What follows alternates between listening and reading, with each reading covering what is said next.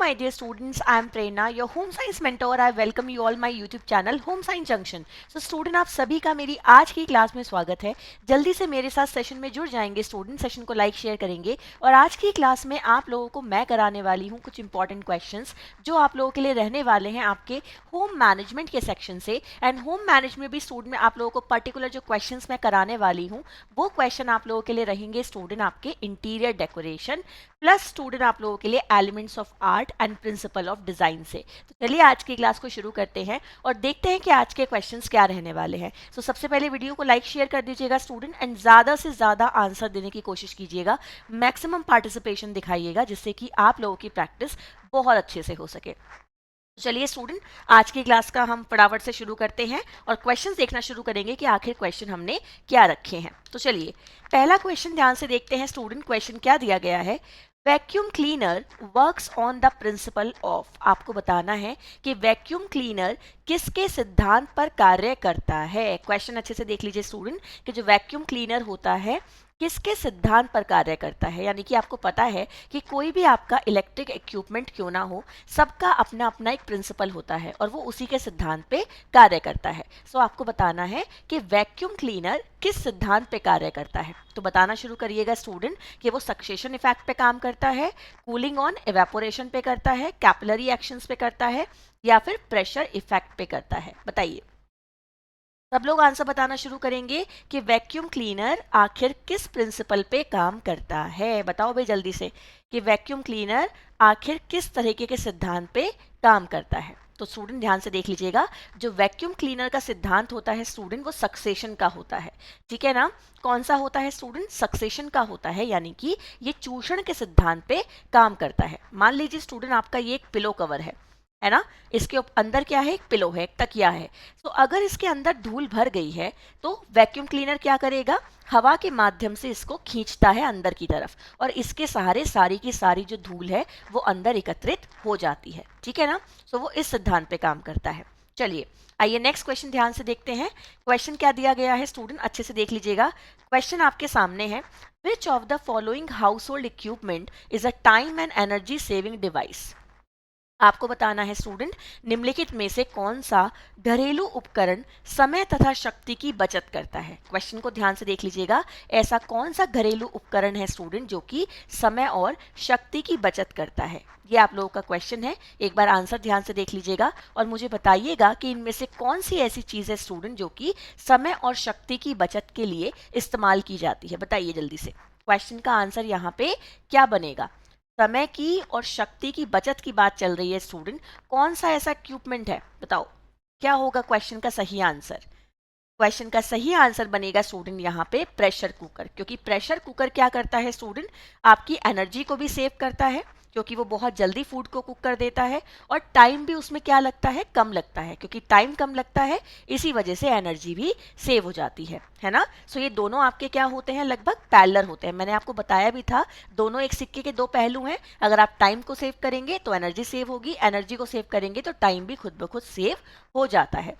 अगर आप एनर्जी को बचाने की कोशिश करोगे तो आपको टाइम को ज़्यादा खर्च करना पड़ेगा, अगर आप टाइम को बचाने की कोशिश करोगे तो आपको एनर्जी को भी ज़्यादा खर्च करना पड़ेगा। सो दोनों तरीके से काम करते हैं, है ना। चलिए आइए नेक्स्ट क्वेश्चन ध्यान से देखते हैं स्टूडेंट।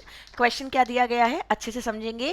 क्वेश्चन है, कटलरी के अंतर्गत कौन सी चीजें आती हैं। आपको बतानी है कि जो कटलरी एक शब्द यूज किया जाता है स्टूडेंट, इसके अंदर कौन कौन सी चीजें आती हैं, इसके अंतर्गत कौन कौन सी चीजें आती हैं। तो सबसे पहले आपको एक बात बता दूं कि जो कटलरी वर्ड यूज किया जाता है स्टूडेंट, ये आपका यूज किया जाता है हाउस होल्ड इक्विपमेंट के लिए। यानी कि जब हम किचन इक्विपमेंट की बात करते हैं, किचन में हम बात करते हैं जब अपने इक्विपमेंट की, यूटेंसिल्स की, स्पेशली मैं कहूंगी यूटेंसिल्स की, हम बर्तनों की बात करते हैं स्टूडेंट, तब आपका ये कटलरी वर्ड इस्तेमाल होता है। एंड कटलरी जो वर्ड हम यूज करते हैं वो किसके लिए करते हैं स्टूडेंट, चाकू, कांटे और चम्मच के लिए। ये ध्यान रखिएगा, चाकू के लिए, कांटे के लिए और चम्मच के लिए स्टूडेंट हम कटलरी वर्ड का इस्तेमाल करते हैं। ठीक है ना। चलिए सो नाइफ के लिए, फॉक के लिए एंड स्पून्स के लिए इसका इस्तेमाल किया जाता है। चलो आगे बढ़ेंगे। नेक्स्ट क्वेश्चन ध्यान से देखते हैं स्टूडेंट, क्वेश्चन क्या दिया गया है अच्छे से देख लीजिएगा। क्वेश्चन है kitchen never has this shape. आपको बताना है कि भाई रसोई इनमें से किस आकार की नहीं होनी चाहिए। बताओ जल्दी से। आपको आंसर देना है कि अगर हम बात करते हैं रसोई की, तो रसोई इनमें से किस आकार की नहीं होनी चाहिए। ये आप लोगों का क्वेश्चन है। बताइए मुझे कि रसोई को किस आकार का नहीं होना चाहिए। बताओ भाई जल्दी से। V shape, U shape, two wall या फिर स्टूडेंट एल शेप। ये आपका क्वेश्चन है। मुझे बताइए कि किचन का स्टूडेंट जो एक तरीके से शेप है वो कैसा नहीं होना चाहिए। सो किचन का शेप नहीं होना चाहिए वी शेप। ठीक है ना, ये ध्यान रखिएगा, रसोई कभी भी वी शेप की नहीं होती है। ठीक है ना, इस चीज को आप लोग याद रखेंगे। चलिए आगे बढ़ेंगे। नेक्स्ट क्वेश्चन ध्यान से देखते हैं स्टूडेंट, क्वेश्चन क्या दिया गया है अच्छे से देख लीजिएगा। क्वेश्चन है घरेलू रसोई गृह की योजना बनाते समय सही दिशा का चुनाव होता है। आपको बताना है कि अगर आपको अपने घर में कोई किचन बनानी है स्टूडेंट, किचन प्लानिंग चल रही है, तो कौन सी दिशा का चुनाव सबसे बेहतरीन रहेगा। ये आप लोगों का क्वेश्चन है कि अगर आपको घरेलू एक रसोई का क्या करना है, निर्माण करना है स्टूडेंट, और आप एक योजना उसके लिए बना रहे हैं, तो आपको कौन सी दिशा का चयन करना चाहिए, कौन सी दिशा उसके लिए सर्वोत्तम रहेगी। तो बताओ जल्दी से भाई, क्वेश्चन का आंसर क्या बनेगा। कौन सी दिशा ऐसी होती है स्टूडेंट जो कि सुटेबल रहती है। इंग्लिश वाले बच्चे भी क्वेश्चन को देखेंगे, हिंदी वाले बच्चे भी क्वेश्चन को देखेंगे, आंसर लगाना शुरू करेंगे कि कौन सी वो डायरेक्शन है स्टूडेंट जो एप्रोप्रिएट रहेगी। बताइएगा मुझे। देखिए क्वेश्चन का सही आंसर क्या बनेगा यहाँ पे, रसोई का पूर्व दिशा में होना। ठीक है ना, क्या हो जाएगा सही आंसर, रसोई का पूर्व दिशा में होना। जो किचन है स्टूडेंट अगर वो पूर्व दिशा में है तो बहुत ही ज्यादा अच्छी मानी जाती है। सो किचन का कहाँ होना, पूर्व दिशा में होना। ठीक है जी, चलिए आगे बढ़ते हैं। नेक्स्ट क्वेश्चन ध्यान से देखते हैं। क्वेश्चन देखिएगा क्या दिया गया है। रेफ्रिजरेटर के संपीडक कंप्रेसर में जो गैस होती है वो कौन सी होती है। आपको बताना है रेफ्रिजरेटर के संपीडक कंप्रेसर में जो गैस होती है वो कौन सी गैस होती है। ये आप लोगों को बताना है स्टूडेंट। तो मुझे बताइएगा कि वो कौन सी गैस है जिसको रेफ्रिजरेटर के कहाँ भरा जाता है, कंप्रेसर में भरा जाता है। तो बताइए स्टूडेंट, क्वेश्चन का आंसर यहाँ पे क्या जाएगा। क्वेश्चन आप लोगों को जाने पहचाने लग सकते हैं, बट स्टूडेंट सीरियसली ये क्वेश्चन बहुत अच्छे हैं क्योंकि ये सब प्रीवियस ईयर क्वेश्चन है और इस क्वेश्चन से हर एग्जाम वाले बच्चे की तैयारी हो रही है, चाहे वो यूपी वाला हो, चाहे वो एचएससी वाला हो, चाहे वो DSSB वाला हो। ठीक है ना, एंड यूजीसी नेट के बच्चों का बेस इससे क्लियर होता है। ठीक है, सो ध्यान से देखिए स्टूडेंट, रेफ्रिजरेटर के संपीडक में जो गैस भरी होती है वो फ्रियॉन 12 होती है। और आपको एक बात और बता दूं कि ये जो फ्रियॉन 12 गैस होती है स्टूडेंट, ये आपकी कलरलेस होती है, यानी कि इसका कोई रंग नहीं होता है। ये एक रंगहीन गैस होती है और स्टूडेंट ये थोड़ी भारी भी होती है। इस चीज का ध्यान रखिए, ये रंगहीन भी होती है और ये भारी भी होती है। ठीक है जी, चलिए आगे बढ़ते हैं। नेक्स्ट क्वेश्चन ध्यान से देखते हैं। क्वेश्चन क्या दिया गया है, क्वेश्चन देखो, प्रस्तावित मकान का चित्रात्मक दृश्य क्या कहलाता है। आपको बताना है कि जो प्रस्तावित मकान है स्टूडेंट, उसका जो क्या है स्टूडेंट, एक तरीके से चित्रात्मक दृश्य है, एक पिक्चर है उसकी, वो क्या कहलाएगी। ये आपको बताना है कि आपका एक प्रपोज्ड हाउस का पिक्टोरियल व्यू क्या कहलाता है।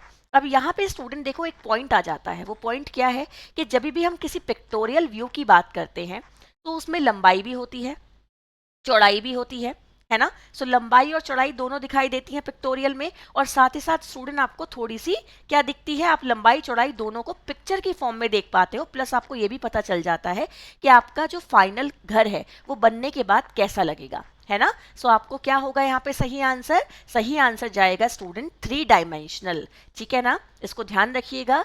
क्या हो जाएगा आपका यहाँ पे सही आंसर स्टूडेंट, 3 डायमेंशनल आपका यहाँ पे सही आंसर हो जाएगा। सो आपका जो पिक्टोरियल व्यू कहलाता है प्रपोज्ड हाउस का, उसको हम क्या कहते हैं स्टूडेंट, पिक्टोरियल, कि आपका यहाँ पर क्या हो जाएगा सही आंसर, 3 डायमेंशनल मैप कहते हैं। ठीक है ना, चलिए आगे बढ़ेंगे। नेक्स्ट क्वेश्चन ध्यान से देखते हैं। क्वेश्चन क्या दिया गया है, संतुलन और लय क्या है। आपको बताना है स्टूडेंट कि जो संतुलन है यानी कि बैलेंस है, और जो रिदम है, ये दोनों क्या होते हैं। बताओ भाई जल्दी से। देखो बैलेंस होता क्या है स्टूडेंट, बैलेंस है जब आप कहीं पे किसी वस्तु का क्या कर रहे हो, अरेंजमेंट कर रहे हो, और आप उसको या तो दोनों तरफ एक समान कर रहे हो, यानी कि ध्रुव से आप राइट और लेफ्ट में एक समान कर रहे हो, या फिर दोनों जगह अलग अलग कर रहे हो, ठीक है ना। सो ये तो हो गया बैलेंस। इसके अलावा स्टूडेंट अगर हम बात करते हैं रिदम की, तो रिदम क्या होती है, जो आपकी आंखों को गति प्रदान करती है ना।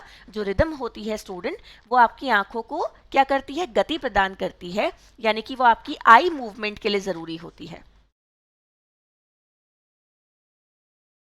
ठीक है, किसके लिए जरूरी होती है, आई मूवमेंट के लिए। एंड बैलेंस क्या है स्टूडेंट, कि मान लीजिए ये केंद्र है, केंद्र से आप राइट एंड लेफ्ट, है ना, जब दोनों जगह क्या करते हैं, वस्तुओं का अरेंजमेंट करते हैं, वो आप किस समान कर रहे हैं, दोनों तरफ एक जैसा, अलग अलग, या फिर कुछ और उसमें वेरिएशन कर रहे हैं, वो आपका क्या क्रिएट करता है, बैलेंस क्रिएट करता है। ये फॉर्मल हो सकता है, इनफॉर्मल हो सकता है, ऑप्टिकल हो सकता है ना, अलग अलग तरीके का होता है। सो संतुलन और लय क्या कहलाते हैं स्टूडेंट, ये डिजाइन के सिद्धांत कहलाते हैं। इतना ध्यान रखिएगा, ये क्या होते हैं, प्रिंसिपल ऑफ डिजाइन होते हैं। सो ये चीज आपको क्लियरली पता होनी चाहिए। चलिए आगे बढ़ेंगे, नेक्स्ट क्वेश्चन ध्यान से देखते हैं। क्वेश्चन क्या दिया गया है, क्वेश्चन है स्टूडेंट, कमरे की ऊंचाई बढ़ी हुई दिखानी हो तो उसे उपयोग करना चाहिए। आपका क्वेश्चन है कि अगर आप चाहते हो कि भाई आपके रूम की जो हाइट है वो थोड़ी इंक्रीज दिखे, यानी कि आपका रूम थोड़ा लंबा ज्यादा दिखे, तो आपको क्या करना चाहिए, बताओ भाई जल्दी से।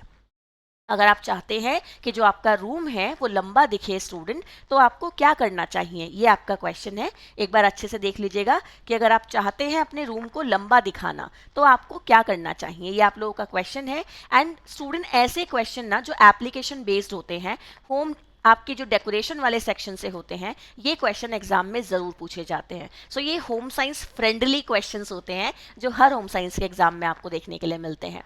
क्या बनेगा क्वेश्चन का आंसर स्टूडेंट, कि दीवारों पे खड़ी लाइनों का होना, यानी कि जब आप क्या करते हैं, वॉल पे जो आपकी वर्टिकल लाइंस होते हैं उनका इस्तेमाल करते हैं, तो ये आपका क्या करता है स्टूडेंट, आपके रूम की लंबाई को बढ़ा देता है। सो ये वर्टिकल रेखाएं होती हैं, ये हॉरिजॉन्टल होती हैं, ये डायगनल होती हैं। इतना याद रखिएगा, ये वर्टिकल है, ये हॉरिजॉन्टल है, ये डायगनल है, ठीक है ना। और आपकी ये कौन सी है स्टूडेंट, ये आपकी कर्व लाइन होती है, ठीक है ना। तो यहाँ पे आपको मैंने लाइंस के बारे में भी बता दिया है शॉर्ट में, इनको ध्यान से देखिएगा।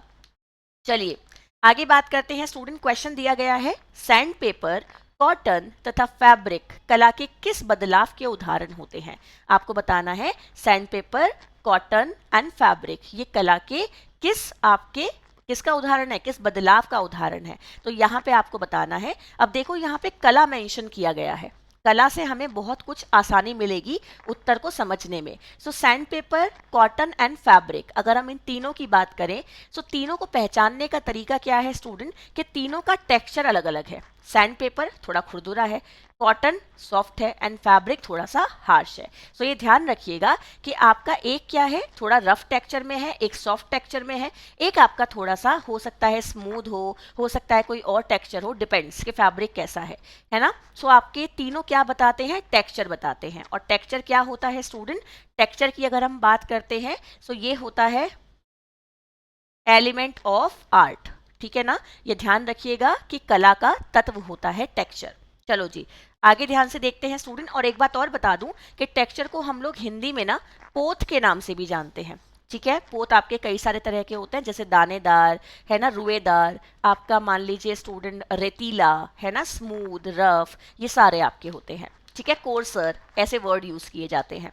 नेक्स्ट क्वेश्चन देखो, इनमें से कौन सा वस्त्र अलंकार का सिद्धांत नहीं है। आपको बताना है स्टूडेंट कि इनमें से कौन सा ऐसा प्रिंसिपल या कौन सा ऐसा एलिमेंट है स्टूडेंट, जिसको जब आप कपड़ों को डिजाइन कर रहे हो तो आप उस एलिमेंट या उस डिजाइन के प्रिंसिपल का इस्तेमाल नहीं करते हो। यानी कि इनमें स्टूडेंट, जब आप यहाँ पे इस क्वेश्चन को देखोगे, तो आपको क्या दिख रहा है स्टूडेंट, तीन आपको दिख रहे हैं यहाँ पे, आपके एक तरीके से मैं कहूँ तो डिजाइन दिख रहे हैं, डिजाइन के प्रिंसिपल्स दिख रहे हैं, और एक दिख रहा है आपको एलिमेंट ऑफ आर्ट। इस क्वेश्चन में तीन ऑप्शन जो आपको दिख रहे हैं स्टूडेंट, वो लगभग सिमिलर हैं, क्योंकि वो तीनों क्या है, प्रिंसिपल्स ऑफ डिजाइन है। पर आपको जो एक ऑप्शन दिख रहा है ना स्टूडेंट, ये प्रिंसिपल ऑफ डिजाइन नहीं है, ये आपका क्या है स्टूडेंट, ये है आप लोगों का एलिमेंट ऑफ आर्ट से। और यही आपके क्वेश्चन का सही आंसर होगा कि जो लाइट है स्टूडेंट, लाइट एक ऐसा आपका क्या होता है, एलिमेंट होता है, एक ऐसा कला का तत्व होता है जिसको कपड़ों में इस्तेमाल नहीं किया जाता सुंदरता को बढ़ाने के लिए। ये ध्यान रखिएगा कि लाइट का इस्तेमाल हम कपड़ों में नहीं करते हैं सुंदरता को बढ़ाने के लिए। चलिए आगे बढ़ते हैं, नेक्स्ट क्वेश्चन ध्यान से देखते हैं। क्वेश्चन क्या दिया गया है? क्वेश्चन है, निम्न में से कौन सा अरीय संतुलन का उदाहरण है? आपको बताना है कि इनमें से जो आपका रेडियल इक्विलिब्रियम है, यानी कि रेडियल आपका क्या होता है, जो अरीय संतुलन है, उसका क्या उदाहरण हो सकता है? वैकल्पिक रंगीन टाइल्स, विशाल केंद्रीय चित्र और किनारों पर दो छोटे चित्र, साड़ी बॉर्डर पर मोटिफ की आवृत्ति और चक्र के अर। तो आपको बताना है स्टूडेंट कि यहाँ पे क्वेश्चन का आंसर क्या जाएगा। जब आप बात करते हैं अरीय संतुलन की, है ना, रेडियल की, तो ये ध्यान रखिए स्टूडेंट कि मान लीजिए यहाँ पे आपका एक पॉइंट है, यहाँ से कोई रेडिएशन ऐसे निकल रही है, कोई रेडिएशन ऐसे निकल रही है ना, फिर यहाँ पे अगर ये पॉइंट है, यहाँ से वो रेडिएशन ऐसे निकल रही है ना, यहीं से एक डिज़ाइन इस तरीके से बन रहा है ना, देन वो यहाँ जा रहा है, देन यहाँ पे आपका डिज़ाइन इस तरीके से बन रहा है, देन वो यहाँ आ रहा है, देन वो यहाँ आ रहा है। सो ये क्या है आपका? ये बेसिकली आपका क्या बन जाएगा स्टूडेंट? एक साड़ी का बॉर्डर बन जाएगा। और यही आपका क्या कहलाता है स्टूडेंट? यही आपका कहलाता है एक तरीके का रेडियल बैलेंस। ठीक है ना? तो ध्यान से देख लीजिएगा स्टूडेंट, जब हम चक्रीय बैलेंस की बात कर रहे हैं, हम रेडियल बैलेंस की बात कर रहे हैं, सो वो रेडिएशन है, एक फ्लो में किरणें जा रही हैं। सो आपका सही आंसर क्या हो जाएगा? साड़ी बॉर्डर पर मोटिफ की आवृत्ति, यानी कि जो साड़ी का बॉर्डर बनाया जाता है, जो पहले हम कला में डिजाइन बनाते थे ना, वही आपका यहाँ पे ये सही आंसर हो जाएगा। ठीक है जी, चलिए आगे बढ़ते हैं स्टूडेंट। नेक्स्ट क्वेश्चन ध्यान से देखते हैं। क्वेश्चन क्या दिया गया है? ठीक है, एक सेकंड रुकिएगा। यहाँ पर आपका सर्कल था, ठीक है ना, तो आप इसको इस तरीके से भी याद कर सकते हैं। चक्र के, देखिए विद इन द सर्किल है ना, सो आप इसको यहाँ पर अगर सही से समझेंगे तो चक्र के अंदर भी लिख सकते हैं, जिससे कि हिंदी वाले बच्चों को और अच्छे से चीजें क्लियर हो जाएं। ठीक है, चलिए आगे बढ़ते हैं। क्वेश्चन क्या दिया गया है? कमरे में रंग प्रयोग के लिए इनमें से कौन सा तरीका सही नहीं है? आपको बताना है कि अगर आप कलर एप्लीकेशन कर रहे हैं एक कमरे के अंदर, है ना, तो कौन सा तरीका सही नहीं है? फीकी दीवारें और छत के साथ गाढ़े रंगों की सजावट, यानी कि दीवारें तो हल्के रंग की है पर छत में गाढ़े रंगों की सजावट की गई है। ठीक है ना? दूसरा है इसमें फीके रंग के कमरे में गाढ़े रंगों का छितराना, यानी कि कमरे में तो स्टूडेंट हल्के रंग है पर हमने डार्क कलर से टेक्सचर दे दिया है ना। थर्ड कहता है हल्के नीले रंगीन दीवार वाले कमरे में नीले रंग का सोफा, लाइट ब्लू कलर की वॉल्स हैं एंड डार्क ब्लू कलर का सोफा है ना। और लास्ट ऑप्शन कहता है कि सफेद दीवार पे और क्रीम कलर की पेंटिंग होना, है ना। तो आपको बताना है कि इनमें से कौन सा तरीका सही नहीं है। सो आपको नहीं वाला ऑप्शन चुनना है कि अगर आप रूम में कलर एप्लीकेशन करते हो, सो इनमें से कौन सा तरीका ऐसा है जो सही नहीं है, वो आपको बताना है स्टूडेंट। सो बताइए क्वेश्चन का आंसर यहाँ पे क्या जाएगा? बताओ भाई जल्दी से। इंग्लिश वाले बच्चे भी क्वेश्चन को देखो और मुझे बताओ कि क्वेश्चन का आंसर यहाँ पे क्या बनेगा। सबको बताना है स्टूडेंट आंसर। एक बार क्वेश्चन अच्छे से पढ़ लीजिए सभी इंग्लिश वाले students. Which of the following is not the right way to use colour in a room? ये आप लोगों का क्वेश्चन है। एक बार अब इसका आंसर देखेंगे स्टूडेंट्स और मुझे बताएंगे कि क्वेश्चन का आंसर यहाँ पे क्या बनेगा। बताओ भाई जल्दी से कि क्वेश्चन का आंसर यहाँ पे क्या बनने वाला है। सबको आंसर देना है। अब देखो यहाँ पे आपको एक चीज बता देती हूँ स्टूडेंट, क्वेश्चन का आंसर बनेगा ऑप्शन नंबर डी। ठीक है, एक बार ध्यान से देखेंगे, क्वेश्चन का आंसर बनेगा ऑप्शन नंबर डी। आप यहाँ पर देखो स्टूडेंट, एक चीज कॉमन है, फीकी दीवार है ना, पर गाढ़े रंग साथ में यूज किए गए हैं। तो लाइट प्लस डार्क, फीके रंग है पर यहाँ भी गाढ़े रंग है, सो लाइट प्लस डार्क। हल्का नीला रंग और आपका गहरा नीला रंग, सो लाइट प्लस डार्क।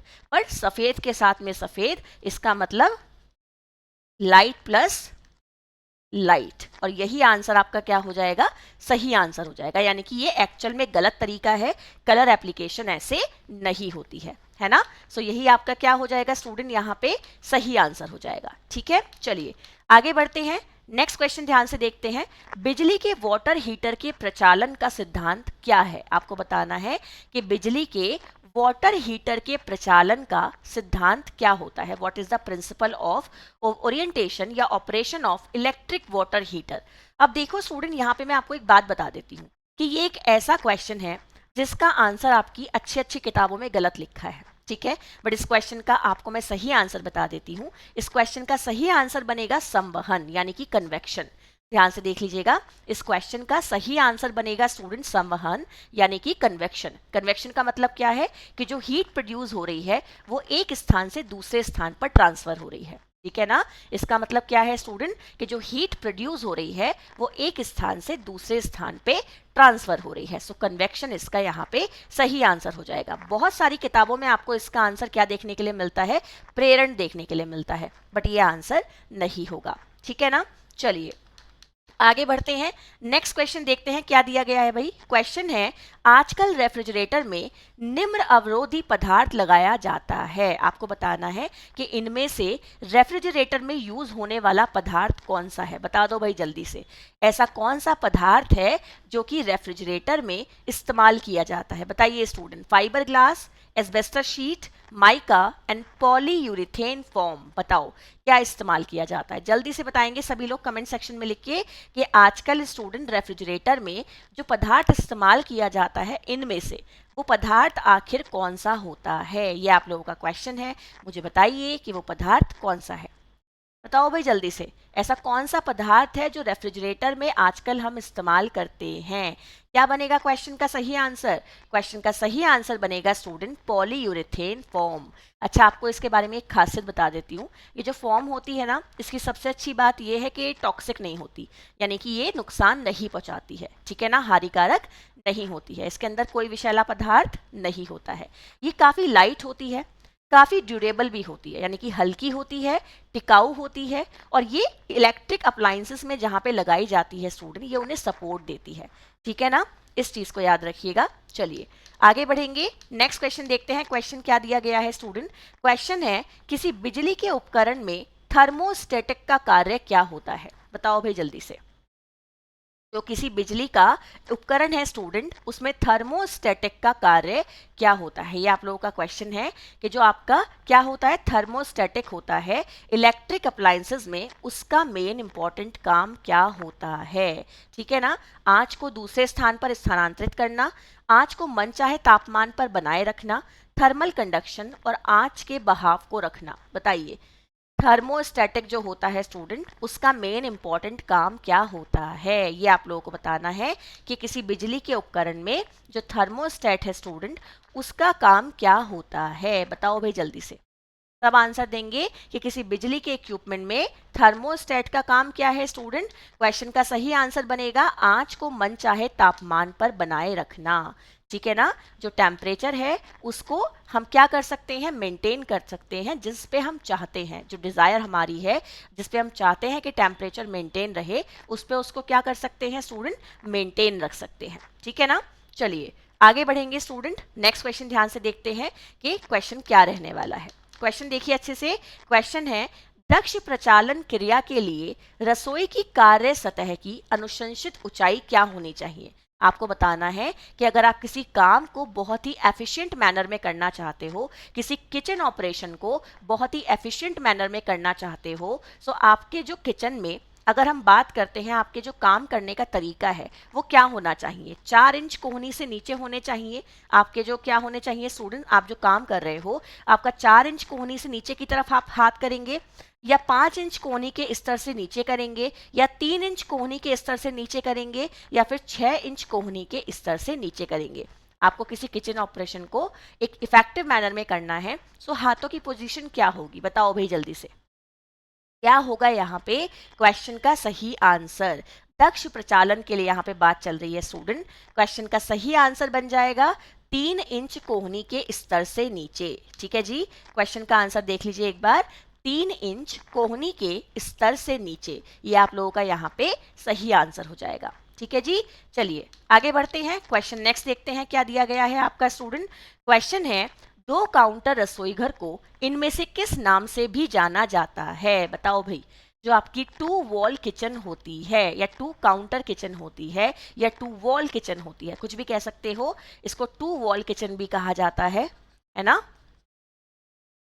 तो ये ध्यान रखिएगा स्टूडेंट, जो आपकी 2 वॉल किचन होती है उसे किस नाम से जाना जाता है, ये आप लोगों का क्वेश्चन है। सो मुझे बताइए कि क्वेश्चन का आंसर क्या होगा। जो 2 वॉल किचन होती है स्टूडेंट, किस नाम से जानते हैं हम उसे, बता दो जल्दी से।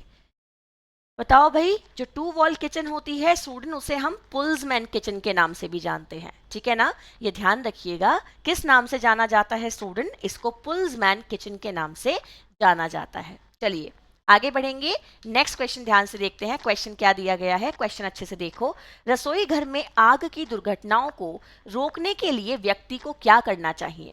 मान लीजिए एक व्यक्ति है, वो रसोई घर में आग के द्वारा लगने वाली दुर्घटनाओं को कम करना चाहता है ना, यानी कि आग के माध्यम से जो दुर्घटनाएं होती हैं उनको वो कम करना चाहता है। सो उस व्यक्ति को क्या करना चाहिए, ये आप लोगों का क्वेश्चन है कि क्या करना चाहिए आखिर उस व्यक्ति को। खाना पकाते समय नायलॉन के कपड़े पहनने चाहिए, या फिर खाना पकाने के बाद गैस सिलेंडर को बंद कर देना चाहिए, खाना पकाने के दौरान कीट निरोधक स्प्रे का उपयोग करना चाहिए, या फिर रसोई घर में केरोसिन तेल रखना चाहिए? बता दो, जल्दी से बता दो भाई कि क्वेश्चन का आंसर आप लोगों का यहाँ पे क्या बनेगा। क्या होगा स्टूडेंट इस क्वेश्चन का सही आंसर? बताओ भाई जल्दी से। अगर आप किचन में आग से संबंधित दुर्घटनाओं को कम करना चाहते हैं तो आप क्या करेंगे स्टूडेंट? आप स्विच ऑफ कर दोगे अपने सिलेंडर को जैसे ही आपका काम खत्म होगा, यानी कि गैस सिलेंडर को बंद कर देंगे जैसे ही हमारे किचन के काम क्या हो जाएंगे, खत्म हो जाएंगे। सो इस चीज़ को हमें ध्यान रखना है कि गैस सिलेंडर को बंद कर देना चाहिए जब भी हम घर से बाहर जाए या हमारा कुकिंग का जो काम है वो फिनिश हो जाए। ठीक है जी, नेक्स्ट क्वेश्चन देखिएगा। एक स्ट्रेट लाइन किचन में सभी उपकरण और अलमारियां किसके साथ में रखी जाती हैं? आपको बताना है एक स्ट्रेट लाइन किचन में सभी उपकरण और अलमारियां किसके साथ में रखी जाती हैं? ये आप लोगों का क्वेश्चन है। बताओ जल्दी से कि क्वेश्चन का आंसर यहाँ पे क्या जाएगा। अगर हम बात करते हैं एक स्ट्रेट लाइन किचन की, तो एक स्ट्रेट लाइन किचन में स्टूडेंट सारे उपकरण सारी अलमारियां हम कहाँ पे रखते हैं? बताओ कहाँ रखे जाते हैं, बताते जाओ भाई जल्दी जल्दी कमेंट सेक्शन में लिख के। कहाँ लिखते हैं स्टूडेंट? हमारा सही आंसर जाएगा एक दीवार, है ना। ये कहाँ रखे जाते हैं स्टूडेंट? सारे के सारे एक ही दीवार की सीध में रखे जाते हैं, क्योंकि वो स्ट्रेट लाइन किचन है, सो वो सिंगल वॉल किचन है। ठीक है ना, ये ध्यान रखिएगा, जब स्ट्रेट लाइन किचन की बात चलती है सो वो एक सिंगल वॉल किचन है, यानी कि वन वॉल किचन होती है। ठीक है जी, चलिए। और ये ज्यादातर कहाँ देखी जाती है? जो वन वॉल किचन होती है स्टूडेंट, ये ज्यादातर छोटे घरों में देखी जाती है। ठीक है ना।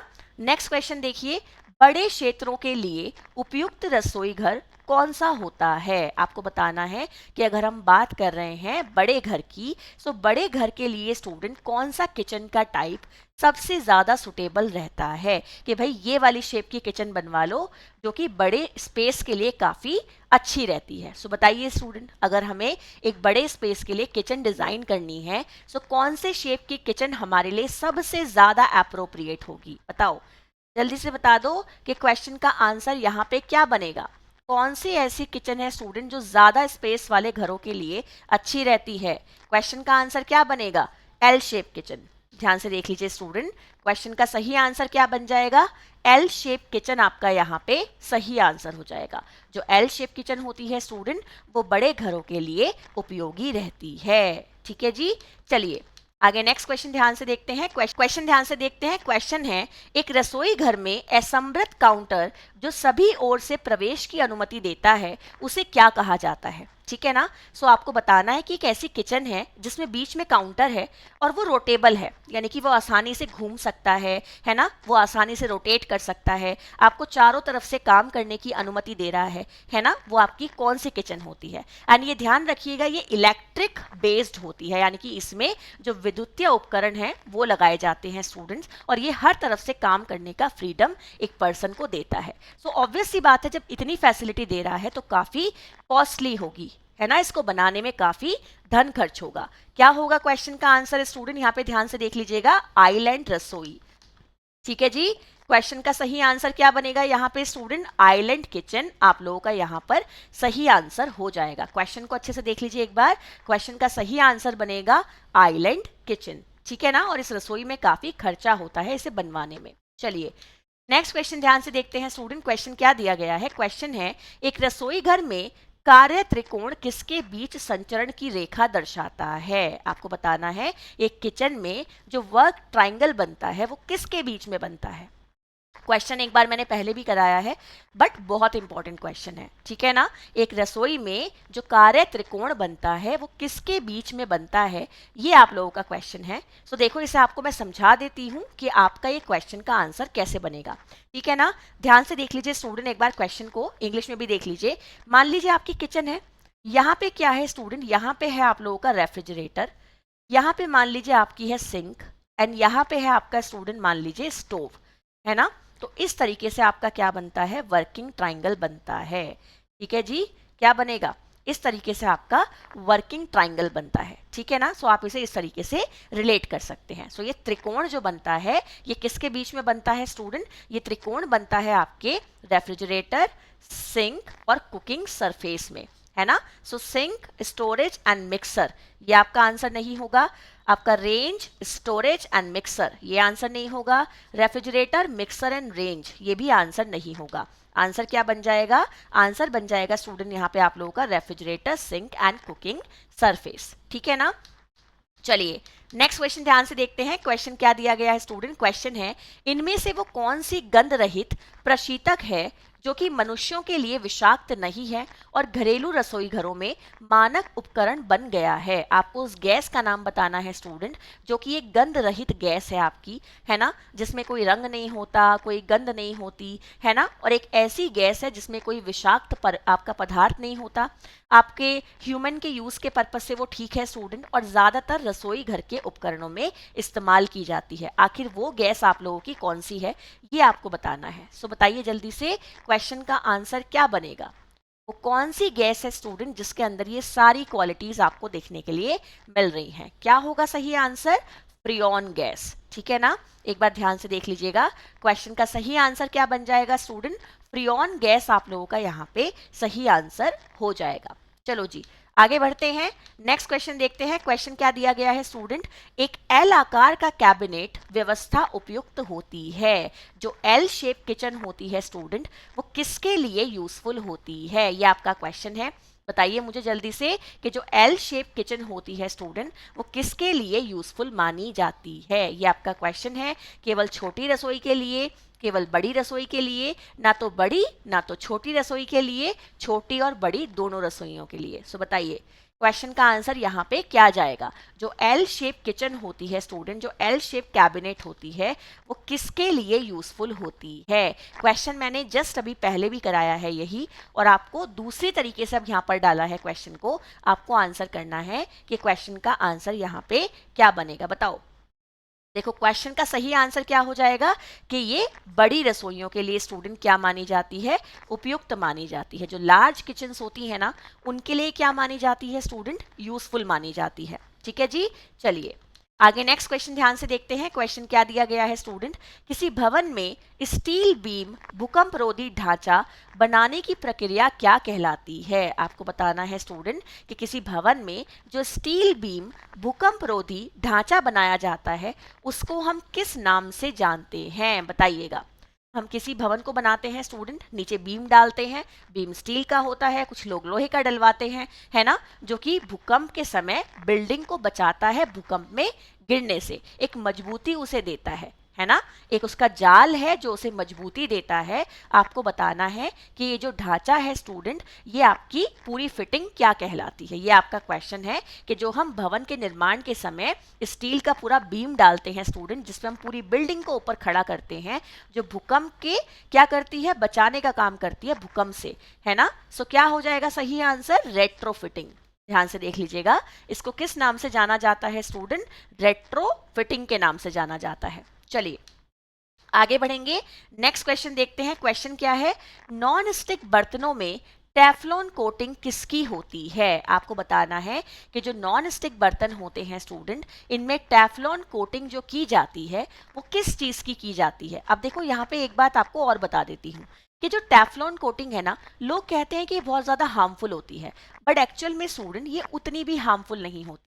बट इसको यूज करने के कुछ तरीके हैं, जैसे कि जब आप नॉन स्टिक बर्तन को यूज कर रहे होते हैं तो कभी भी उसको बहुत ज्यादा तेज हीट पे इस्तेमाल नहीं करना चाहिए। जब आप उसे तेज हीट पे इस्तेमाल करते हो तब वो आपके लिए नुकसानदायक हो सकता है, या फिर स्टूडेंट अगर आप उसकी क्लीनिंग एंड मेंटेनेंस अच्छे से नहीं करते तब वो आपके लिए नुकसानदायक हो सकता है। जनरली घरों में क्या होता है स्टूडेंट कि हम स्कॉच ब्राइट यूज करते हैं बर्तनों को धोने के लिए।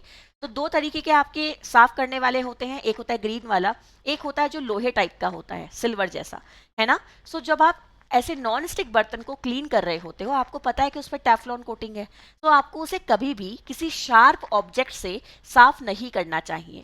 और ना ही उसे किसी शार्प स्पैचुला से चलाना चाहिए। उसके लिए उसी के तरीके का या तो वुडन आपका कोई स्पैचुला हो या नॉन स्टिक स्पैचुला हो, उसका इस्तेमाल करना चाहिए। एंड स्कॉच ब्राइट जो सॉफ्ट वाला होता है उससे वॉश करना चाहिए। तो बेसिक बेसिक जो चीज़ें हैं वो हमें इसके नुकसान से बचाती हैं, अदरवाइज ये नुकसान नहीं देता है। थोड़ा बहुत नेगेटिव इम्पैक्ट पड़ सकता है, जैसे कि बीपी थोड़ा हाई होना या फिर थोड़ा लिवर में एंजाइम्स का संतुलन बिगड़ जाना, ये हो सकते हैं। अदरवाइज अगर आप अपनी केयर एंड मेंटेनेंस को सही से रखेंगे तो कोई दिक्कत नहीं होती है। क्वेश्चन का आंसर बनेगा ऑप्शन नंबर ए, यानी कि आपका पॉलीटेरा फ्लोरोएथिलीन। ये आपका यहाँ पे क्या हो जाएगा, सही आंसर हो जाएगा। ठीक है ना, पॉलीटेट्रा फ्लोरोएथिलीन, ये आपका यहाँ पे सही आंसर हो जाएगा। आ जाओ नेक्स्ट क्वेश्चन देखते हैं। क्वेश्चन क्या दिया गया है स्टूडेंट, क्वेश्चन है 3 दीवार वाली रसोई घर को क्या कहा जाता है। आपको बताना है कि जो 3 दीवार वाली किचन होती है, 3 वॉल किचन होती है, उसे हम किस नाम से जानते हैं। क्वेश्चन अच्छा है, इंपॉर्टेंट क्वेश्चन है। बताइएगा कि जो 3 वॉल किचन होती है उसे किस नाम से जाना जाता है। क्या होगा क्वेश्चन का सही आंसर। जो 3 वॉल किचन होती है स्टूडेंट, कौन सी किचन होती है, एल शेप, डी शेप, 3 दीवार वाली रसोई या फिर यू आकार की रसोई। बता दो जल्दी से, क्या होगा क्वेश्चन का आंसर। जो 3 वॉल किचन होती है स्टूडेंट, उसको हम कहते हैं U shaped kitchen, like this, है ना। ये क्या है स्टूडेंट, आपकी यू शेप है और इसमें 3 दीवारें हैं, 1 2 3, है ना। तो ये क्या होती है, आपकी 3 वॉल किचन कहलाती है। चलिए आगे बढ़ेंगे, नेक्स्ट क्वेश्चन देखते हैं। क्वेश्चन क्या दिया गया है, आधुनिक समय में पर्दों, कालीन, फर्श इत्यादि को साफ करने का सर्वोत्तम यंत्र कौन सा है। आपको बताना है कि जो हम मॉडर्न टाइम्स में टूल यूज करते हैं जिसकी वजह से हम अपने कर्टन्स को, कारपेट को, है ना, अपने फ्लोर्स को क्लीन करते हैं, वो कौन सा इक्विपमेंट है। ये आप लोगों का क्वेश्चन है कि आधुनिक समय में पर्दों, कालीन और फर्श इत्यादि को साफ करने का कौन सा सर्वोत्तम यंत्र होता है। बताओ भाई जल्दी से, क्वेश्चन का आंसर क्या जाने वाला है। सबको आंसर देना है, मुझे बताएंगे कि आधुनिक समय में जो पर्दे, कालीन और फर्श इत्यादि को साफ करने का सर्वोत्तम यंत्र है स्टूडेंट, वो क्या कहलाता है। वो कहलाता है वैक्यूम क्लीनर। और ये किसके सिद्धांत पे काम करता है, चूषण के सिद्धांत पे, सक्सेशन के मेथड पे, है ना। चलिए आगे बढ़ते हैं, क्वेश्चन देखते हैं क्या दिया गया है स्टूडेंट। क्वेश्चन है घर की सफाई करते समय ध्यान देने योग्य बातें कौन सी हैं। बता दो भाई जल्दी से कि अगर हमें घर की सफाई करनी है तो कौन सी ऐसी बातें हैं जिन पे हमें ध्यान देना चाहिए। क्या होगा यहाँ पे सही आंसर स्टूडेंट्स, बताओ जल्दी जल्दी। क्वेश्चन का सही आंसर क्या बनेगा, जब आप घर की सफाई की बात कर रहे हो स्टूडेंट तो किन चीजों का ध्यान रखना चाहिए। क्वेश्चन का सही आंसर क्या बनेगा भाई, ऑप्शन नंबर डी, है ना। कि आपकी जो सफाई है एक तो क्रम में की जानी चाहिए, कि भाई पहले मान लीजिए डस्टिंग होनी है, फिर आपका पोछा लगना है ना, हर काम सीक्वेंस में होना चाहिए। एंड उसके बाद क्या होना चाहिए, जो गंदगी है घर में वो कम से कम फैलानी चाहिए। और सफाई के लिए आपको स्टूडेंट जो जो प्रॉपर क्या चाहिए, इक्विपमेंट चाहिए, है ना, वो आपके पास अवेलेबल होने चाहिए। आपके पास वाइपर होना चाहिए, आपके पास पोछा होना चाहिए, आपके पास झाड़ू होनी चाहिए, आपके पास प्रॉपर हार्पिक, आपके पास लाइजॉल, हर चीज़ आपके पास अवेलेबल होनी चाहिए, है ना। चलिए नेक्स्ट क्वेश्चन ध्यान से देखते हैं। क्वेश्चन क्या दिया गया है, क्वेश्चन है घर की सफाई का महत्व क्या है। आपको बताना है कि घर की जो सफाई है स्टूडेंट, उसका महत्व क्या है या क्यों है। बताओ जल्दी से, क्या होगा क्वेश्चन का यहाँ पे सही आंसर स्टूडेंट, कि घर की सफाई का महत्व आखिर क्या है, किसके लिए है। अगर हम बात करते हैं कि भाई हमारे घर को साफ रहना चाहिए, तो क्यों रहना चाहिए, किस चीज के लिए जरूरी है सफाई। बताओ जल्दी से, क्वेश्चन का आंसर क्या होगा। घर की सफाई क्यों जरूरी है स्टूडेंट, मानसिक स्वास्थ्य के लिए, शारीरिक स्वास्थ्य के लिए और जीवन में आनंद की प्राप्ति के लिए। इन तीनों ही चीजों के लिए महत्व होता है कि हम अपने घर में स्वच्छता का ध्यान रखें, है ना। क्या करें, सफाई को मेंटेन करें, क्योंकि आपको पता है कि एक स्वस्थ शरीर में एक स्वस्थ मस्तिष्क का निवास होता है। और जब मस्तिष्क स्वस्थ होगा, शरीर स्वस्थ होगा, तो जीवन तो आनंददायक होगा ही होगा, है ना। चलिए आगे बढ़ते हैं, नेक्स्ट क्वेश्चन देखते हैं। क्वेश्चन क्या दिया गया है स्टूडेंट, रसोई गृह में खाना पकाने के लिए सबसे अधिक उपयोगी लाइट कौन सी होती है। ठीक है, आपको बताना है कि रसोई घर में स्टूडेंट जो सबसे यूजफुल लाइट है वो कौन सी लाइट होती है। अब देखो लैंप की अगर मैं बात करूं तो वो सिर्फ एक स्पेस को कवर अप करता है ना।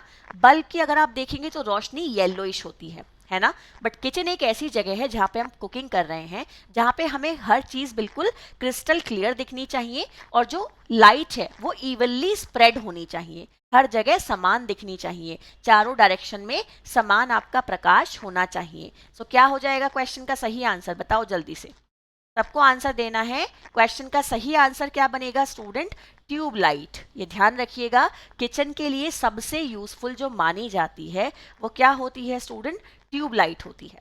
ठीक है ना, चलिए आगे बढ़ेंगे। नेक्स्ट क्वेश्चन ध्यान से देखते हैं। क्वेश्चन क्या दिया गया है, पाश्चात्य यंत्र जो रसोई घर में काम नहीं आता है। आपको बताना है कि इनमें से कौन सा ऐसा यंत्र है स्टूडेंट जो कि रसोई घर में काम नहीं आता है। मिक्सर ग्राइंडर, कॉफी मेकर, बिजली की केतली और कारपेट स्वीपर। बता दीजिएगा जल्दी से, क्वेश्चन का आंसर यहाँ पे क्या बनेगा, बताओ भाई जल्दी से। इनमें से कौन सा ऐसा यंत्र है स्टूडेंट जिसको हम रसोई घर में इस्तेमाल नहीं करते हैं, बताइए क्वेश्चन का आंसर यहाँ पे क्या बनेगा। ऐसा कौन सा यंत्र है स्टूडेंट जिसका इस्तेमाल रसोई घर में नहीं किया जाता है, बताओ जल्दी से, क्या होगा यहाँ पे सही आंसर।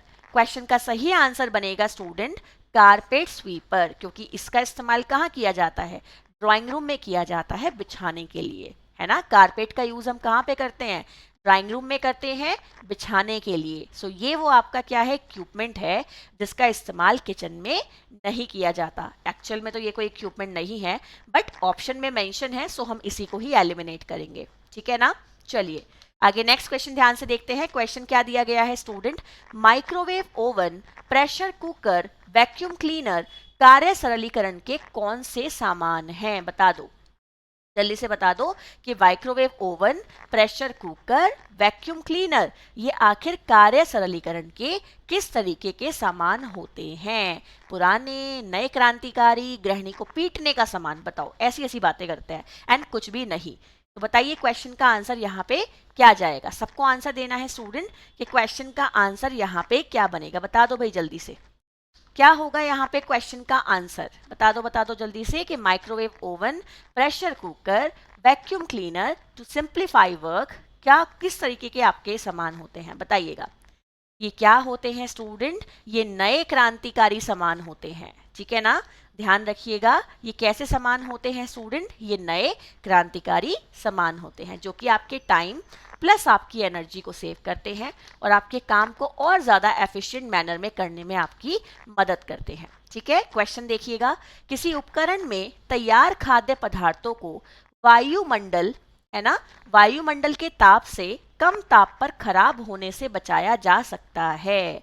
इनमें से कौन सा ऐसा इक्विपमेंट है स्टूडेंट जिस पे आप क्या कर सकते हो कि जो आपका तैयार भोज्य पदार्थ है उसको आप क्या कर सकते हो, वायुमंडल से कम तापमान पर सुरक्षित रख सकते हो जिससे उसे खराब होने से बचाया जा सके। आखिर वो आपका इनमें से कौन सा उपकरण है ये आपको बताना है। सो मुझे बताइए स्टूडेंट कि क्वेश्चन का आंसर यहाँ पे क्या बनेगा, बताओ जल्दी से, क्या होगा यहाँ पे स्टूडेंट आपके क्वेश्चन का सही आंसर। कौन सा ऐसा वो इक्विपमेंट है जिसका आप इस्तेमाल यहाँ पे इस कार्य के लिए करने वाले हैं, क्या हो जाएगा सही आंसर, रेफ्रिजरेटर। ठीक है जी, एक बार ध्यान से देख लीजिएगा, क्वेश्चन का सही आंसर बन जाएगा स्टूडेंट रेफ्रिजरेटर। ठीक है जी, आगे बढ़ेंगे, नेक्स्ट क्वेश्चन ध्यान से देखते हैं, क्वेश्चन क्या रहने वाला है, एक बार अच्छे से देखो।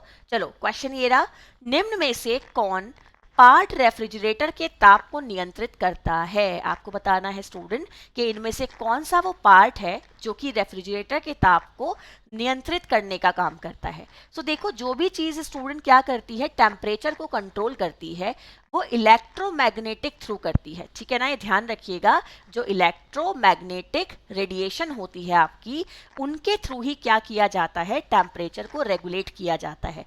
सो ये वाला पॉइंट याद रखना कि जब भी हम टेम्परेचर को कंट्रोल करने की बात कहेंगे, सो इलेक्ट्रो मैग्नेटिक रेडिएशन रेगुलेटर्स जो होते हैं उनके थ्रू ही किया जाता है। जब आपका किसका इस्तेमाल किया जाता है, विद्युत चुंबकीय तरंगों का इस्तेमाल किया जाता है। ठीक है ना, सो क्वेश्चन का आंसर क्या बन जाएगा, रेगुलेटर। ठीक है जी, ध्यान से देख लीजिएगा, क्वेश्चन का सही आंसर क्या बन जाएगा, रेगुलेटर। स्टूडेंट यहाँ पे आप लोगों का सही आंसर हो जाएगा। आइए नेक्स्ट क्वेश्चन ध्यान से देखते हैं, क्वेश्चन क्या दिया गया है, कला के मूलभूत सिद्धांत कौन से होते हैं? आपको बताना है स्टूडेंट कि कला के जो मूलभूत सिद्धांत हैं वो इनमें से कौन से हैं। ये आप लोगों का क्वेश्चन है। इनमें दिए गए ऑप्शन में से आपको अपना आंसर चूज करना है कि कला के मूलभूत सिद्धांत आखिर कौन से हैं। बताओ भाई जल्दी से। आपको बताना है कि इनमें से जो कला के मूलभूत सिद्धांत हैं वो कौन से होते हैं। सबको आंसर देना है स्टूडेंट। सब लोग मुझे बताएंगे कमेंट सेक्शन में लिख के कि क्या होगा इस क्वेश्चन का सही answer. The fundamental principle of design. Principle तो किसका होता है? डिजाइन का होता है, पर कहीं कहीं आपको ये आर्ट का भी देखने के लिए मिलता है। ठीक है ना। सो क्वेश्चन का सही आंसर क्या बनेगा? लय और संतुलन, है ना, रिदम और बैलेंस। ये आपके क्या हो जाएंगे स्टूडेंट? यहाँ पे सही आंसर हो जाएंगे। ठीक है जी। चलिए आगे बढ़ते हैं। नेक्स्ट क्वेश्चन ध्यान से देखते हैं। क्वेश्चन है संतुलन में परिधान में आता है। अगर आपने अपने गारमेंट में क्या किया है स्टूडेंट? आपने अपने गारमेंट में बैलेंस क्रिएट किया है, सो आपके परिधान में क्या इफेक्ट आपको देखने के लिए मिलेगा। क्वेश्चन है कि अगर आपने अपने परिधान में बैलेंस क्रिएट किया है स्टूडेंट, तो आपको क्या देखने के लिए मिलता है अपने गारमेंट में। ये आप लोगों का क्वेश्चन है। मुझे बताइएगा जल्दी से कि अगर आपने अपने गारमेंट में बैलेंस क्रिएट किया है तो आपको क्या देखने के लिए मिलता है। क्या होगा क्वेश्चन का सही आंसर? बता दो जल्दी से। क्वेश्चन का सही आंसर बनेगा स्टूडेंट कि विश्रामदायक भाव देखने के लिए मिलता है, एक रिलैक्स फीलिंग देखने के लिए मिलती है, आपको एक आंखों पे ठहराव देखने के लिए मिलता है, एक आपको ऐसा लगता है कि कोई चीज बड़ी सिमेट्रिकल सी है ना, ये आपको आभास होता है। चलिए नेक्स्ट क्वेश्चन देखते हैं। क्वेश्चन क्या दिया गया है स्टूडेंट? क्वेश्चन है नमूने के सिद्धांत कितने हैं। यानी कि आपको बताना है स्टूडेंट कि आपके नमूना, इसे यहाँ पे सैम्पलिंग नहीं कहेंगे, एक्चुअल में हम इसे कहेंगे डिजाइन, है ना। नमूने के सिद्धांत आखिर कितने हैं, ये आप लोगों का क्वेश्चन है कि प्रिंसिपल ऑफ डिजाइन आखिर कितने होते हैं। बता दो भाई जल्दी से। क्या होगा क्वेश्चन का सही आंसर। और ये मैं जनरली ना बार बार यूज भी करती हूँ ये क्वेश्चन, क्योंकि ये मुझे लगता है छोटू सा क्वेश्चन है बट पता होना चाहिए। ठीक है ना। सो नमूने के सिद्धांत कितने होते हैं स्टूडेंट? 5 होते हैं। इसमें आप याद कर सकते हो, रिदम होती है, बैलेंस होता है, एम्फोसिस होता है, हार्मनी होता है ना। सो ये आपको सारे के सारे पता होने चाहिए। रिदम हो गया, बैलेंस हो गया, हार्मनी हो गया स्टूडेंट, है ना, ये सारे आपको पता होने चाहिए। एम्फोसिस हो गया, ठीक है, प्रपोर्शन हो गया, ये सब आपको अच्छे से याद होने चाहिए, है ना। सो नमूने के सिद्धांत कितने होते हैं? 5 होते हैं। चलिए नेक्स्ट क्वेश्चन ध्यान से देखते हैं। क्वेश्चन क्या दिया गया है? कला के तत्व कितने होते हैं। बता दो भाई जल्दी से। सिंपल क्वेश्चन पर अच्छा क्वेश्चन। ठीक है ना। कला के तत्व कितने होते हैं स्टूडेंट? बताइए जल्दी से। कला के तत्व होते हैं 7। कितने होते हैं? एलिमेंट्स ऑफ आर्ट कितने होते हैं स्टूडेंट? 7 होते हैं। डिफरेंट है, बहुत सारे। लाइन है, कलर है, टेक्सचर है, शेप है, फॉर्म है, आप लोगों का स्टूडेंट लाइट हो गई, है ना, ये सब आपके इसी कैटेगरी में आते हैं। ठीक है, लाइन हो गया, कलर हो गया, टेक्सचर हो गया, शेप हो गया, फॉर्म हो गया, एंड आप लोगों का स्टूडेंट लाइट हो गया, सब आपके इसी कैटेगरी में आते हैं। ठीक है ना। सो कला के तत्व कितने होते हैं? 7 होते हैं। ठीक है, ये सब आपको याद होने चाहिए स्टूडेंट। ये क्वेश्चन ना हर होम साइंस के बच्चे को बहुत अच्छे से रटे हुए होने चाहिए। चलिए नेक्स्ट क्वेश्चन देखिए। किसी वस्त्र की सुंदरता, रंग और डिजाइन जो बार बार दोहराया जाता है उसे क्या कहा जाता है। बताओ भी जल्दी से। क्वेश्चन है कि किसी वस्त्र की सुंदरता में रंग और डिजाइन को जिसे हम बार बार दोहराते हैं उसे क्या कहा जाता है। अब इस क्वेश्चन को समझने का बेस्ट तरीका मैं आपको बताऊं स्टूडेंट, यहाँ पे एक शब्द दिया गया है दोहराया जाता है, और ये जो रिपीटेशन वाला आपका क्या है एक तरीके का, ये जो नाम यहाँ पे यूज किया गया है रिपीटेशन, ये किससे संबंधित है? रिदम से। आपको पता है जो हम रिदम क्रिएट करते हैं किसी चीज में उसे हम ऑल्टरेशन के थ्रू करते हैं, रेडिएशन के थ्रू करते हैं, आपका रिपीटेशन के थ्रू करते हैं, है ना। सो ये रिदम हो जाएगा यहाँ पे सही आंसर। ठीक है, ये ध्यान रखिएगा। अगर मैं आपको एग्जाम्पल दूं, सो यहाँ पे मैंने कोई पेंटिंग लगाई है, वही पेंटिंग मैं यहाँ भी लगा दूं, वही पेंटिंग मैं यहाँ भी लगा दूं, तो ये क्या हो गया? रिपीटेशन हो गया। सो ये आंखों को गति दे रहा है। आप यहाँ से देखना शुरू करोगे और यहाँ तक देखते हुए चले जाओगे। सो ये दोहराव है ना। एक चीज को मैं यहाँ लगा दूं, दूसरी पेंटिंग को मैं यहाँ लगा दूं, तीसरी को मैं यहाँ लगा दूं, चौथी को मैं यहाँ लगा दूं, पांचवी को मैं यहाँ लगा दूं, तो इससे भी आपकी आंखों को क्या मिल रही है? गति मिल रही है। आप यहाँ से देखना शुरू करोगे और यहाँ तक देखते हुए चले जाओगे। तो ये भी क्या है स्टूडेंट? रिदम है। ठीक है ना। चलिए आगे बढ़ते हैं, नेक्स्ट क्वेश्चन ध्यान से देखेंगे। क्वेश्चन क्या रहने वाला है? क्वेश्चन है स्टूडेंट, कौन से समूह में सभी कला के तत्व हैं? बताइएगा, ऐसा कौन सा समूह है स्टूडेंट जिसमें सारे के सारे कला के तत्व दिए गए हैं? क्वेश्चन अच्छा है, आप लोगों के लिए इंपॉर्टेंट है। मुझे बताइएगा कि इनमें से कौन सा ऐसा वर्ग है, कौन सा ऐसा समूह है स्टूडेंट जिसमें सारे के सारे क्या बताए गए हैं? एलिमेंट्स ऑफ आर्ट बताए गए हैं। ये आप लोगों का क्वेश्चन है, आंसर मुझे दीजिएगा कि क्वेश्चन का आंसर यहाँ पे क्या बनेगा। ऐसा कौन सा समूह है स्टूडेंट जहाँ पे सारे के सारे एलिमेंट्स ऑफ आर्ट है? क्वेश्चन का आंसर बनेगा रेखा, आकार और रंग। ध्यान से देख लीजिएगा, क्वेश्चन का सही आंसर क्या बनेगा स्टूडेंट? रेखा, आकार और रंग, ये सारे आपके क्या होते हैं? एलिमेंट्स ऑफ आर्ट होते हैं। क्योंकि यहाँ आ गया अनुपात, ये तो आंसर होगा नहीं। यहाँ आ गया लय, ये भी आंसर नहीं होगा। यहाँ आ गया संतुलन, ये भी आंसर नहीं होगा, क्योंकि ये सब क्या है? प्रिंसिपल है ना। सो आंसर बन जाएगा आप लोगों का रेखा, आकार और रंग। ठीक है, ध्यान से देख लीजिए स्टूडेंट, क्वेश्चन का सही आंसर क्या बन जाएगा? ना तो ये होगा, ना तो ये होगा, ना तो ये होगा। आंसर बन जाएगा आपका ऑप्शन नंबर बी। ठीक है, चलिए आगे बढ़ते हैं। नेक्स्ट क्वेश्चन ध्यान से देखते हैं, क्वेश्चन क्या दिया गया है। क्वेश्चन है स्टूडेंट, जब केंद्र के दोनों ओर समान रुचि एवं भार की वस्तु बराबर दूरी पर रखी जाती है तो इसे कौन सा बैलेंस कहते हैं? क्वेश्चन देखो कि जब केंद्र से दोनों ओर समान रुचि पर समान भार की वस्तु को समान दूरी पर रखा जाता है तो ये आपका कौन सा संतुलन कहलाता है? बताओ भाई जल्दी से, सबको बताना है।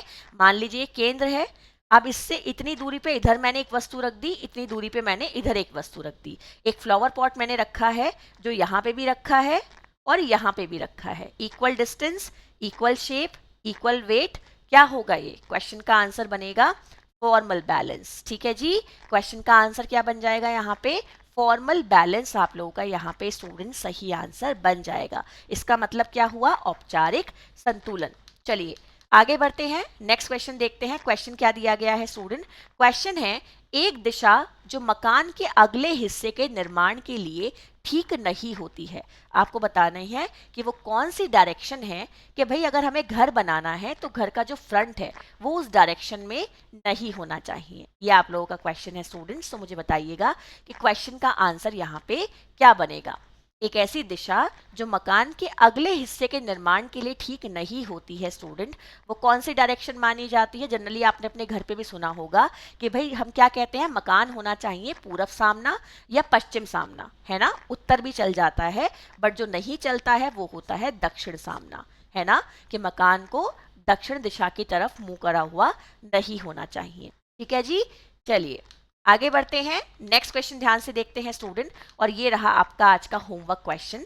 तो सभी लोगों को कमेंट सेक्शन में आंसर लिख के बताना है। और मुझे बहुत अच्छा लगता है सीरियसली स्टूडेंट, जब मैं आप लोगों के इतने सारे कमेंट्स देखती हूँ कि सब लोग आंसर बताते हैं और बहुत सिंसियरिटी के साथ आपका वो दिखता है कि आप लोग आंसर देते हो। सो बहुत अप्रिशिएबल है ये चीज़, इसके लिए क्लैपिंग। बहुत अच्छी बात है, ऐसे ही एक्टिव रहिएगा जिससे कि आप लोग अपने ड्रीम को पूरा कर सकें।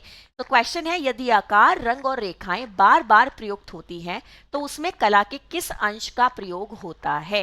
ये आप लोगों का आज का होमवर्क क्वेश्चन है। सो आई होप आप लोगों को आज की क्लास में मजा आया होगा। ये 45 क्वेश्चंस मैंने आज आप लोगों को कराए हैं एंड डेफिनेटली मुझे लगता है आपको इन्हें करने में मजा आया होगा और कुछ ना कुछ कॉन्सेप्ट आज आप लोगों के फिर से रिवाइज्ड हुए होंगे जो आप लोगों ने अभी तक पढ़े हैं। ठीक है ना। तो चलिए स्टूडेंट, आई होप आपको क्लास अच्छी लगी होगी। अच्छी लगी है तो लाइक शेयर कर दीजिएगा। रेगुलर मेरे साथ जुड़ना ना भूले मेरी क्लास में। फॉलो कीजिएगा मुझे इंस्टाग्राम पे, ज्वाइन कीजिए मुझे टेलीग्राम पे। एंड स्टूडेंट, आई होप हम लोग ऐसे ही तैयारी करते रहेंगे और आपका जो एम है उसे पूरा करने में मैं आपकी ज़रूर मदद करूंगी। तो bye student, good night, take care, sweet dreams, Tata.